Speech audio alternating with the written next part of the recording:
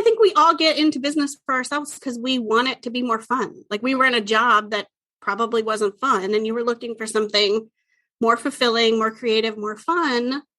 And then we just let all those online voices be our new boss. And now instead of having like one boss, we have like however many we're following on Instagram. And then it's not fun. So one of the big like pillars of my business too is do what feels fun. Welcome to another episode of Listeners to Leads, where I'm helping podcasters launch and maintain a lead generating show. I'm your host, Alicia Galati, the CEO and head podcast strategist behind Galati Media, a full-service podcast management company. On this show, you'll hear my guests and I discuss everything it takes to launch a successful podcast and keep it running. If you're ready to get leads, land speaking gigs, and create deeper connections with your audience through your podcast, then this is the show for you. Today on the podcast, we have Deanna Seymour, and we're going to be talking about how a podcast series can be the next and new online summit. So we're going to talk about how Deanna got burned out doing a weekly show, how she was able to kind of tap into her creativity, as well as a scrappy, get things done kind of attitude to create a podcast series kind of summit that worked really well for her. So she was able to use it to grow her authority, connect with different people, grow her network, as well as growing her email list. If that interests you, then you're definitely going to want to listen to this episode. All right, join me in welcoming Deanna to the podcast. Hello, Deanna. I'm so excited to have you on the podcast. And I know I say that every time, guys, but really, I picked the best people. Well, also, she pitched to be on my show, but we connected beforehand. So I'm so excited to have you on. This is going to be a great conversation. So if you could just start by telling everyone who you are, what you do, and about your podcast. All right. I'm Deanna Seymour, and I'm a graphic designer for online business owners. My podcast is called Eff That, Breaking the Rules of Online Business, because even though I'm in this world of online business, there's some things I don't necessarily love about it. And I just want to inspire people to sort of think for themselves when they get in here and like do things a little differently, if that's what they want to do. Oh, I love that so much. And that tends to be a running theme on this show is like, do what works for you. And there's a lot of outside noise that comes in, not just in podcasting, and like do things like nobody needs to be Joe Rogan. You are not Joe Rogan. Don't do things like Joe Rogan. Do things that work for you, work for your schedule, work for your budget, work for your mental capacity. And the same goes for online business. Like we get so many outside voices telling us that this is the way to make six figures, but no. No, and they're all different. So you're like, oh, okay, I'm going to get started on that. And then you listen to a new podcast and you're like, oh, wait, maybe I should do that. And then you hear another one, and then you're just running around restarting all the time and not getting that momentum if you would just figure out what you want to do and keep going. So I'm with you. Yes. Oh, so important. So if we could, let's just start. I know we connected, you were doing a virtual summit around the holidays that was all about like anti-hustle, which is what we're talking about, yeah. right? Yeah, it's like a theme. It's like a theme. Yes. Yeah. And today we're going to talk about using podcast series and how that is kind of like the new online summit. So go ahead and let's just dive right in. Yeah. I've done a couple now. I call them storytelling series for me personally. But like we said, you can do this however you want. So for me, I felt like there are so many voices and like you said, summits and just different people teaching. And it's funny because I have a background as a teacher. So I'm like, it's funny that I'm like, let's not teach. Let's just tell stories and get inspired. Because that's also, I think, a really important part of being an entrepreneur. Like you have to be creative. You got to get those sparks. And I think sometimes when it's too templatey and too swipey, you can't really get inspired. You start to feel like, okay, I have to follow this exact formula to get that exact result. Yeah. So I was like, I'm just going to tell some stories. And I wanted to do two things. I wanted to meet new people and I wanted to grow my email list. So I was like, okay, what can I do to do that? And the first one I did was called Eff That. And it was a storytelling series. It was before I really figured out what I was doing. Actually, I was like mad at the online business world. So I was like, I'm not going to do business. I'm just going to like help people embrace who they are. It was like a transition period, if you will. Mm-hmm. So that series was like anybody who wanted to tell an Eff That story of them saying no to something in their life and what path they took after they were brave enough to say no to something. What did that lead them to? So there was people talking about intuitive eating and anti-diet, like giving up diet culture. Mm-hmm. One person had given up drinking. One person like used psychedelics to heal some trauma. Like there was, as I said, I hadn't really niched down yet, but it was all like these stories of people saying, that's not working for me. Here's what I'm going to do. And then it got then I was like figuring out what I wanted to do with my life and how I was like, okay, maybe I am okay with online business. I think there are some nice business owners who aren't like, trying to take advantage of people. And like, I found my people. So then I was walking on my treadmill. It was like the middle of November and I love Christmas. I celebrate Christmas in my house, but the holidays the whole Christmas vibe. I love it. And I was walking on my treadmill. I was like, wouldn't it be fun to do a series where a new, like an advent calendar, like every day a new episode comes out and I'll just connect with different podcasters and we will just tell stories about our traditions. And it'll be nothing to do with business, but all like online business podcasters, but just like take a break and just talk about fun stuff. It was like the middle of November and I was like, okay, let's do this. Boom. And so I just like went into like overdrive, made a quick landing page. I use Hello Audio for private podcasts, which is pretty easy to use. And I had already done it with the other series that summer. So I was like, here we go. Boom, boom, boom. And I just started emailing people and asking my friends who are podcasters, like, who do you know? Who should I ask? What should I do? And just kind of threw it together. And it was actually really, really fun. And since everybody shares it and it's like, oh, this is a fun thing happening that I'm in, you get the email signups because I do make it a private podcast. So I get that extra benefit of the lead magnet aspect. So I don't know. I think it's really fun. And I think it is almost like a summit is very valuable because you do get to learn things and you see stuff. But I also think the back end of that is, it can be really overwhelming.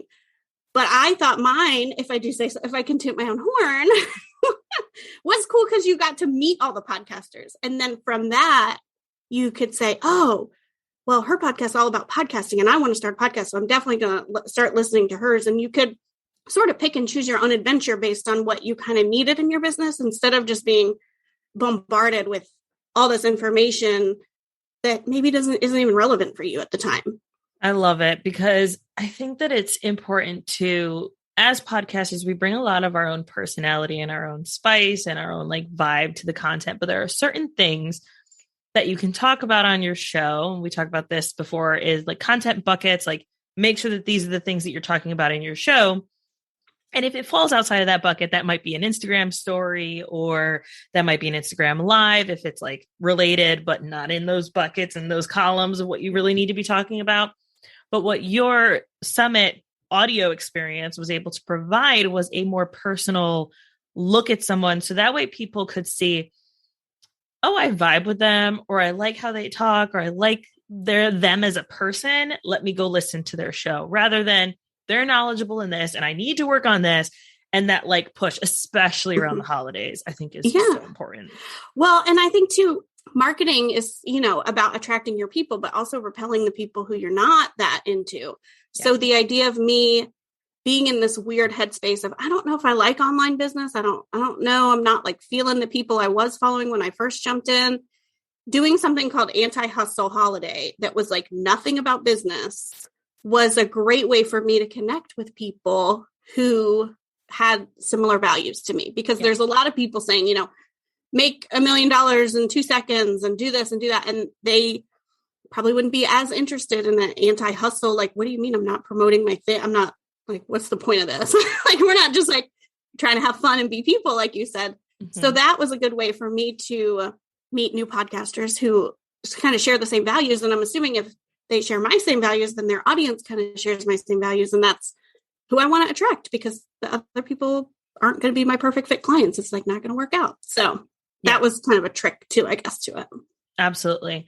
And you were doing a weekly podcast before. So like that experience versus the summit, what did that kind of look like? I know you've talked about like burning out on having a weekly show, which cannot tell you how many people stop their shows because it is a lot of work. They go into it with this high expectations of like, it's going to be awesome. We're going to get thousands of people listening and I'm going to get these incredible guests. And then they're like, oh, wait, I need to get those guests and I need to do the work and I need to edit the podcast and promote it. And it's a lot. I know. Well, I started my podcast because I learned about, again, you learn the thing you're supposed to do. So I was supposed to do a long form piece of content and then use that to make my thing. It was like a system I learned. I was like, okay, what should I do? Am I going to write blog? Am I going to write a blog or am I going to do a podcast? I was like, I'm going to do a podcast because it's going to be way more fun and way easier. Then I got into it and I was like, oh, so then I do the podcast. Then I kind of have to write a blog about, now I just made an extra step. What's going on? I definitely when I started my first podcast, which was called Imperfect Party, I did 2 episodes a week. I was trying to be like some celebrity entrepreneur with like a team working behind me. I was like, I'm going to do a solo episode and a guest episode each week. Here we go. And that lasted for not very long. Then I was like once a week. Then I took a break after season 1. Then season 2, I was like, okay, I'm going to focus on business. And then I just quit the whole thing. I was like, no. And so for me, I'm back to having a show. So my Eff That show is by like every other week, which feels pretty good to me. I felt like I was having to turn in a term paper. Like I felt like I was back in school and I had something due every week. I was like, oh, what's going on? Yeah. So every other week gives me enough time to feel like, okay, we're on an off week and give you time to like talk about it on social media. Because when I was doing it every week, I felt like I couldn't even do the thing that I was supposed to do with my long form content. Because before I could do that, I had to make a new long form content. And it was just this machine that I was in. So it felt like with the series, I can say, okay, I'm going to commit to doing this chunk of work. Batching is a thing, right? And batch it and like put it out in the world and then like take a break for a second. And nobody's like, wow, she quit. Because that's not what it was. It was its own little thing. And also I'm like, if Stranger Things can do it, if Ozark can do it, I can do it. Like, like I'm going to release this chunk of stuff and you can listen to it all or whatever.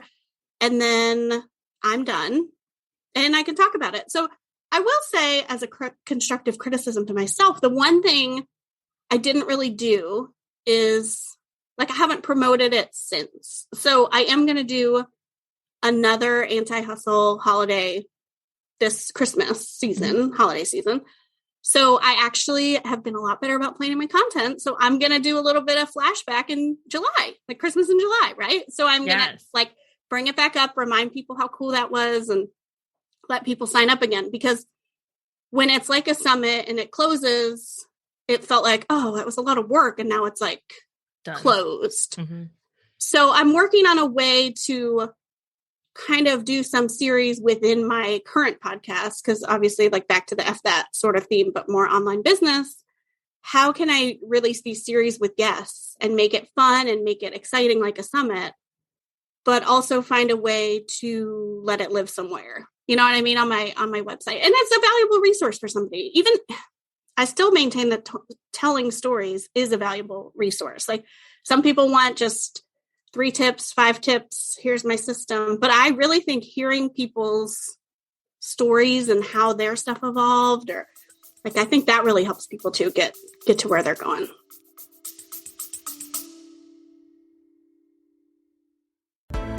You put your heart and your soul into your show.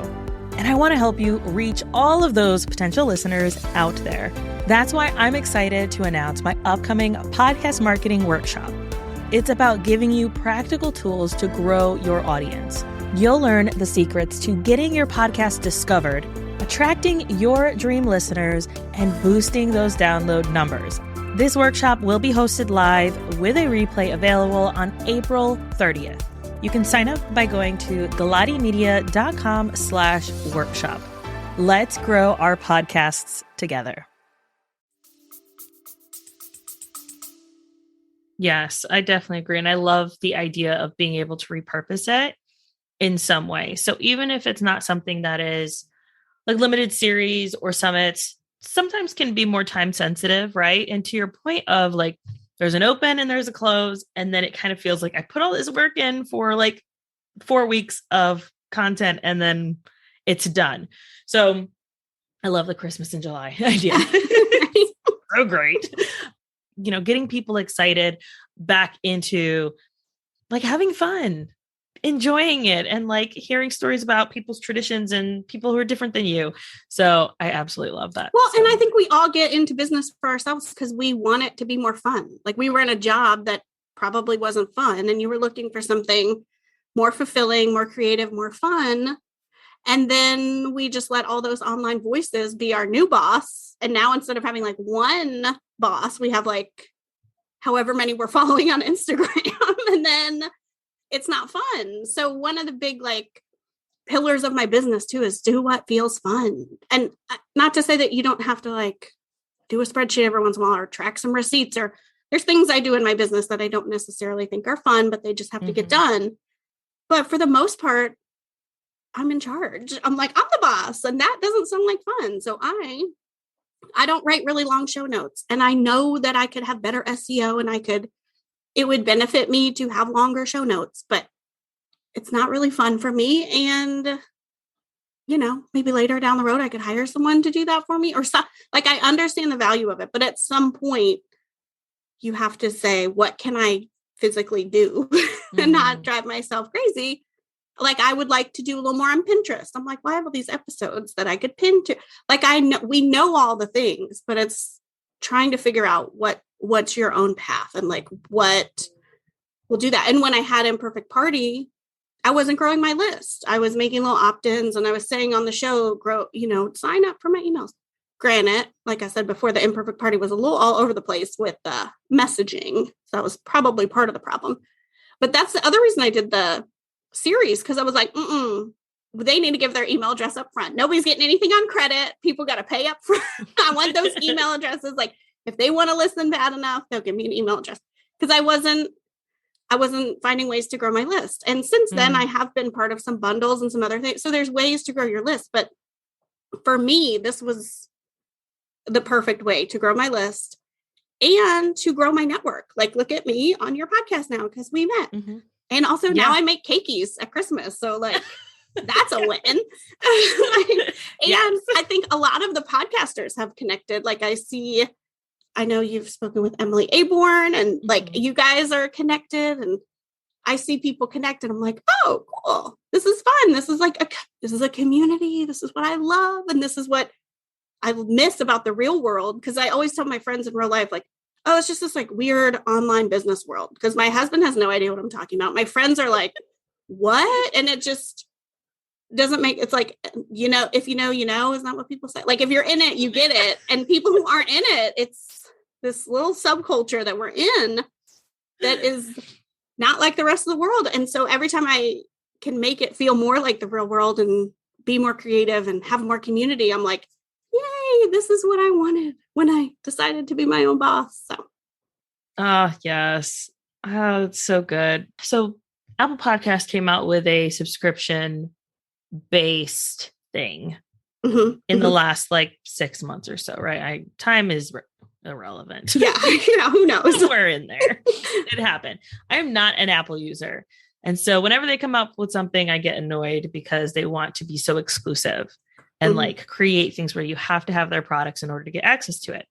And so it drives me nuts when people have this exclusive subscription-based audio content on Apple, like Apple Podcasts, Apple products.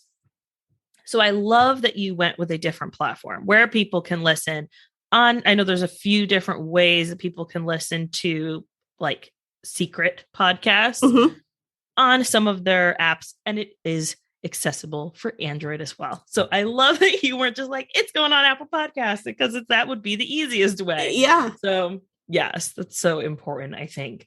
And then being able to grow your email list in a very strategic way when you're like, look, this is my goal. My goal is to grow my email list. So if I have content behind this, you need to give me your email. Then I think that still allows you to reach your goals while being able to provide something exclusive for people where they feel like, oh, I'm special. I get access to this. Yeah. Well, and I love talking about numbers because my numbers are so small and it makes people feel like, oh, because you think, oh, she's on the podcast. She is probably fancy. She grew her list. That first summer when I did the Eff That first series, I think there was like 12 people in it.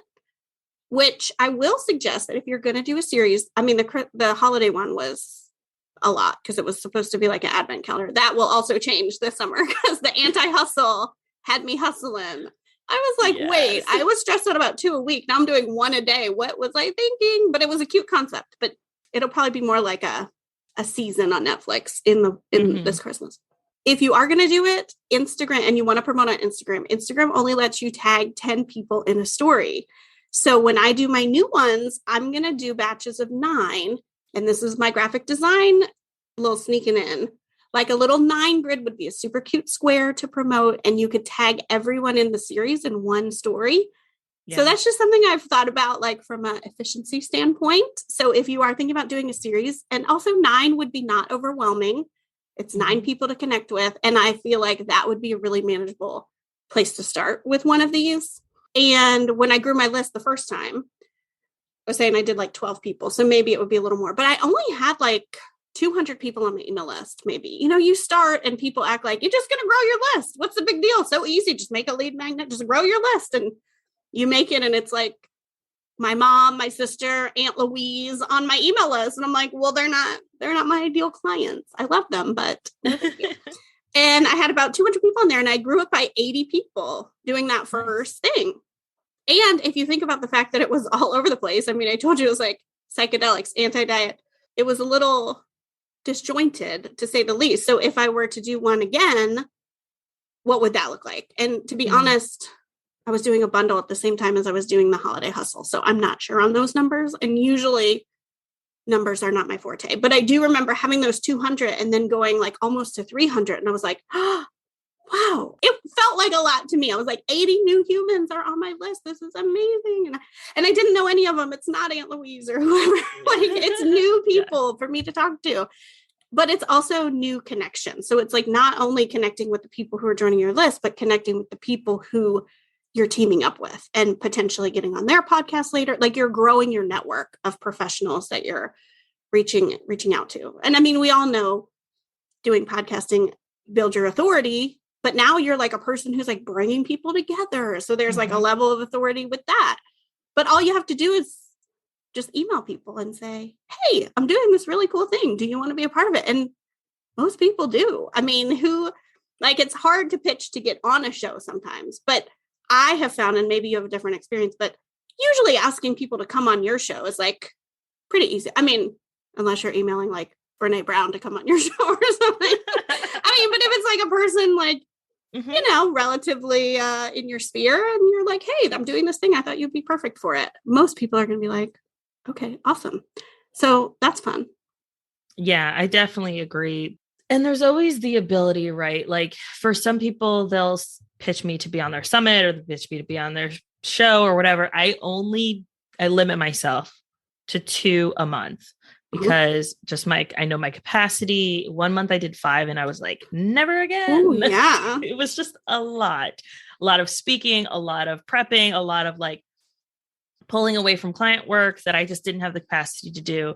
And then by the end I was drained and I was like, I don't want to do any of this. My introverted self was like, I need a break. Yeah. So I do 2 a month. And so if someone reaches out, I usually say, yes, I only have, 2 slots that I have where I'm able to do that every month. So let me know right away how you want to proceed, because I don't want to be tied to too many things. Yeah. And usually they're okay with that, or they'll say, hey, you can't go to this one, so can we have you for the next one? I'm like, well, yes. That's what I was going to say. Anybody who, like, there were people at the holiday thing, and I came up with it last minute, and it was pretty quick moving, and it was the holiday, like that's a busy time for people. So there were people who said no, but they were like, please keep me in mind for any future ones. So again, that's just building that network of people who now I can go back in my emails and be like, who do I reach out to? Because again, I'm not that good with my spreadsheets and my organizing, but I'm going to find those people because I know, I know who they are, and they can be on the new like Eff That series and remind them like, I did this holiday thing, it didn't work out. Or maybe email them in July when I reboot it, like when I talk about it, and say, hey, I'm already planning the one for this year, which I'm getting better in my business at planning ahead. But again, with the creative folks out there and ADHD and the exciting ideas, it's a little hard for me to plan ahead, but I'm getting better and better at it. And I guess the people are right. It does make it easier, a little more efficient. The people were right on that one a little bit. Yes. So for anyone out there who's like, this actually sounds better than having a weekly show or a bi-weekly show, doing something like this that is strategically meant to grow an email list and to grow my network and to grow my authority, how can they get started? What does that kind of look like for them? I went with Hello Audio, and you would probably know better because you're the podcast lady. Because once I find a tool that I like, I'm like, okay, we're done learning like about that thing. Hello Audio is where I am. And that's what I use. But it is like another fee. And so I come from a punk rock DIY background. So if you feel like you can't do another fee, like Calendly, like everything's a little fee, and then you do your spreadsheet, then you're like, oh my gosh, what am I doing? So I thought you could probably do some sort of private podcast within Google Drive and send an email every day and like share an audio thing. It wouldn't be as like fancy and shiny. Like Hello Audio is super cool, and they send out a special link and they can follow on whatever platform they listen on. So it has a little more of a seamless approach to it. So I would definitely recommend Hello Audio if you could swing it. It's super easy. You like drag your audio file in, name it, put some show notes in right in there in the thing. They even do transcripts within Hello Audio. Like there's so much to Hello Audio that I don't even do. Like you can tag, you could do a lot of stuff. But if you didn't want to do that and you were like, no, I'm not even sure this is going to work. Like I think you could just put all these audio files into a Google Drive and just set it up in your email provider to send an email every morning, and say, this is out today. Here's so-and-so's episode talking about this. And then just send them right to a Google Drive link. And that would be the sort of scrappy way to do it, which I love to find a scrappy way. And if you are, I know I talk about Buzzsprout a lot on here. So you can also have, and we did this with a client where she wanted a specific episode to be only for her membership users and those who were part of her membership. So we uploaded it into Buzzsprout, but you don't publish it, and you can still pull the link and embed the code, and people can still listen to it. So you could have a landing page. If you already have a separate podcast and say you wanted to do a series that was specific to this, then this is also another way that you could do it where you don't have to add in anything extra. I love your idea about Google Drive because we talked about this on the guest management episode. There are so many ways to just make it simple. Mm-hmm. Get everything you need. A Google form works fantastic for that. You don't have to do anything crazy. You don't have to learn any tech or any, background JavaScript. No, nothing. Yeah. You don't need that. Make it simple. I know. Well, when I started my business too, I'd be like, I can't use a Google form. I mean, coming from a teacher background, I used it all the time. I knew my way around Google Drive, but I was like, I need to have like Dubsado or like my form can't be a Google form. People will know I'm not like fancy. And now I like see them all the time. It was just in my head. It was just in my head that I had to be fancy. And now I see Google forms from people who I think are already fancy. And then they send a Google form and I'm like, yeah, girl, send a Google form. It's free. Why would we I'm not saying you don't need Dubsado. I personally don't need it, but I'm sure it's a great tool. But I just always felt pressure to like look fancier than I sort of was on the background. Like I guess people say fake it till you make it. I was trying to like spend money to fake it and look fancy before I was ready. So I say, however you can duct tape it together. That's really cool. Actually another platform that I'm interested in, and maybe I'll just mention it, is Substack. Okay. So it's like for writers, but they just added a podcasting element. People can sign up to read your Substack, but that could maybe be a place where you could set it up for free and have people sign up to get your thing. And I think it's like kind of like an email provider. They send out an email. It's been on my radar, but again, I'm like, I have tools that work. Stop looking at new things. But if you don't have a thing, you should maybe just Google Substack because that seems really cool. So it sounds very similar to Patreon, and Patreon does have an audio feature where you can upload audio to theirs. Mm-hmm. And then people can listen to the audio files right on Patreon, and you can get their email address. I believe they have free monthly memberships as well as paid ones. Yeah. So you can decide how you want to go about that. If it's just to get their email list or if it's for them to pay a small monthly fee to get access to the content. Yeah. Yeah. I mean, I will say, I think Hello Audio is the way to go. And they're super nice. They're awesome. They have on Fridays, they have like audio feed Fridays, and you can go and ask questions. I love companies that actually talk to me and will help me. Yeah. And I mean, they'll even talk like strategy with you like that. They are the reason I did this too, because I heard about it and I was like, this seems cool. And that was when I was like into Clubhouse. Remember when everybody's like super into Clubhouse for a second? Yeah. I feel like I didn't bother. I can't be listening to people talk for hours on end. I got other things to do. Like what am I doing with my life? But I was in the room and I talked to Lindsay Padilla, one of the co-founders. She kind of like brainstormed it with me and I was like, oh yeah. And I mean, of course it's her product. It helps her to like brainstorm with people, but there's a lot of companies that won't do that. And so whenever I find a company that does, I feel like pretty good about giving them some money. So I like them. Yeah. Oh, so good. We've dropped a few different phrases and people might be a little confused. So let's talk a little bit about the differences and the similarities between a podcast series versus an online summit. For me, like a podcast series, in my mind, especially when I call it a storytelling series, it doesn't have any PDFs. It doesn't have any workbooks. It doesn't require you to follow a framework or do anything. You're just listening to people who've been there and hearing their experiences and kind of learning from that, right? Like stories have, hearing a story from somebody, you can still get that spark.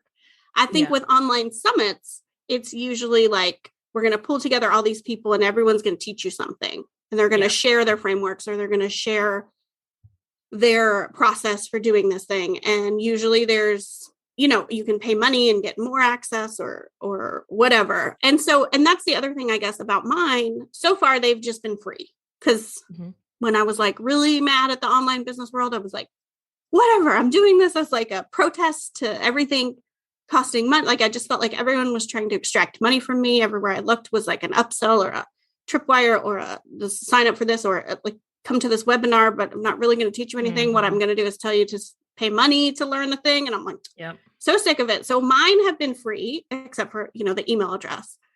But you could also monetize this in a way where you could say like, it's free for everyone this week. And if you want like longer access, you could set up a paywall for that. So I think for me, it was important for it to be free because I was going through some stuff with my online business world relationship. But as I've mended that relationship a little bit and found my people, I'm like, this could be cool. And I'm not anti-learning. I just was feeling very overwhelmed with all the information that I was getting. But perhaps it could be like paid with a downloadable workbook or something that relates. So I think there's really a big possibility for kind of blending the two even more. Like at first I was just like, nope, it's not a summit. It's just storytelling. And honestly, like for the person putting it together, like I'm a solopreneur. I don't have any help. So I'm saying all these ideas, but that's probably down the line when I have help, because even trying to charge money, I was like, okay, now I have to figure out how to link that. Like, what am I going to use? How am I going to get this money? How am I going to set it up so only free people get it for this long, but paid people get?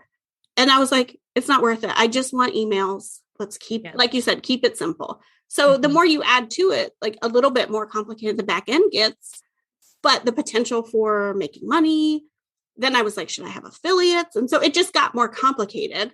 But if that's your jam and you know how to do affiliates already and you know how to run a summit and you want to like take it down a peg, just like make it a little easier on yourself, I think like a series, an audio series that has paid options could be really cool. I mean, it's really our theme of today, but it's really like exactly what you want to make it, you know? And again, I hope people listening to this episode are just getting ideas that what they think is great, because there's no perfect way to do it. I mean, I could try to sell it and nobody buys it. And then I'm like, oh, I should have just done it for free and got an email. Like, it's so hard when people say, if you do it just like I did, you can get the same result, because everybody has a different like lived experience. Everybody's in different bodies. Everybody has different audience sizes. Like there's just so many different variables that even if you follow someone's exact formula, there's just no way to know that it's going to end up exactly the same.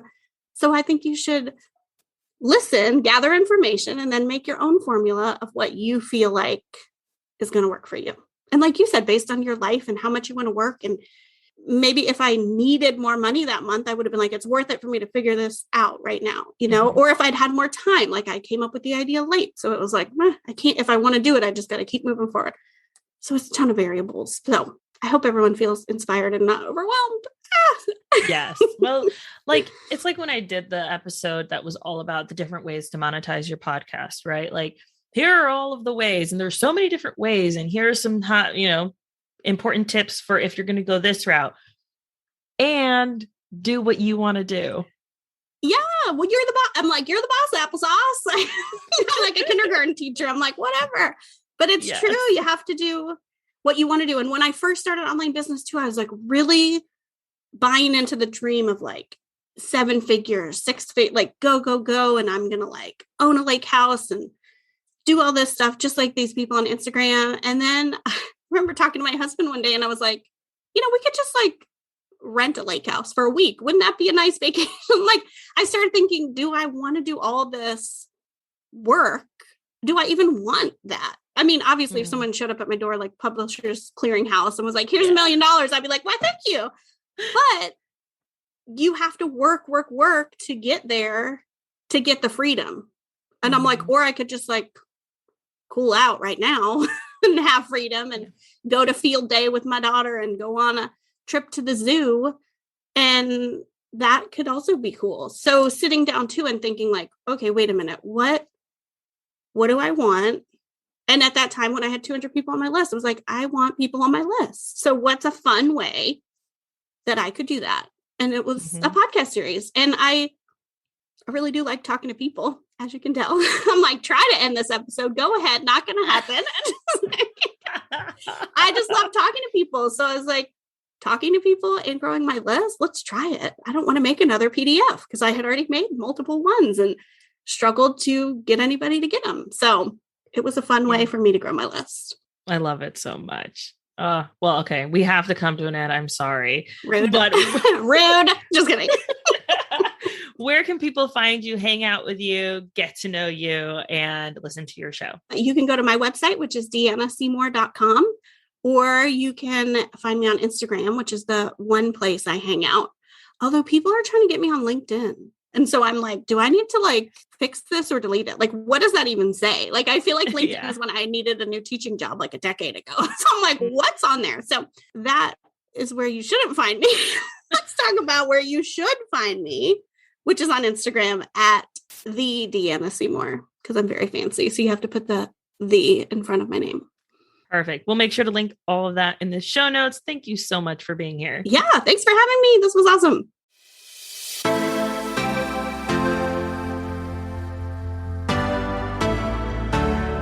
Thank you so much for listening to this episode of Listeners to Leads. If you found something in this episode valuable, I would really appreciate it if you shared it with a friend who you know would also get value from it. Want to send me a message? My favorite place to hang out is Instagram. You can find me at alicia.galati. Let me know what your favorite takeaway was from the episode. And don't forget, turning those listeners into leads is actually easy.